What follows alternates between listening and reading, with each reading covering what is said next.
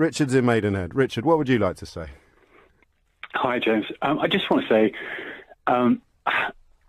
I agree with you to a point, and I think any reasonable person knows that most Muslims have absolutely no part in this, and that, it is a real a fundamental and a very, very minority group who are doing this. But I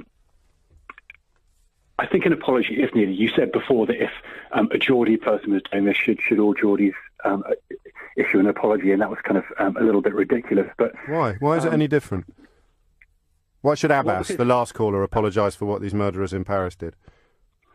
Well, because I think the alternative is that there is no apology. Have you apologised yet? Apologise for what? The murders in France on Wednesday. Why would I need to apologise for that? Well, why does Abbas? He was in Berkshire. Well, no, because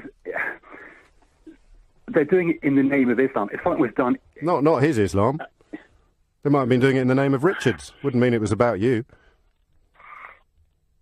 I know, but So why haven't you apologised? You can do it now if you want. No, there has to be some... These people are committing acts of terror in the name of Islam. Not in the name of his Islam. I know, and I do understand that. So if I went and blew somebody up now and said I'm doing it in the name of Richards everywhere, you would feel you had to apologise? If that wasn't a shoe bomber called Richard Reed, have you apologised for him yet? You're making it a bit ridiculous. No, you are. I'm really not. They're just... OK, well, tell me why you haven't apologised for the shoe bomber whose name was Richard, because Abbas has to apologise for a terrorist who said he was a Muslim.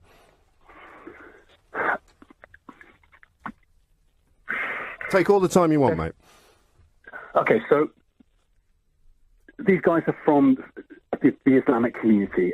Yes, and the shoe bomber was from the community of people called Richard. We need to feel some sense that there's some action in the Islamic community. But I don't trust people called Richard anymore, so when are you going to apologise? It's a bit difficult to argue against you when you're being like this.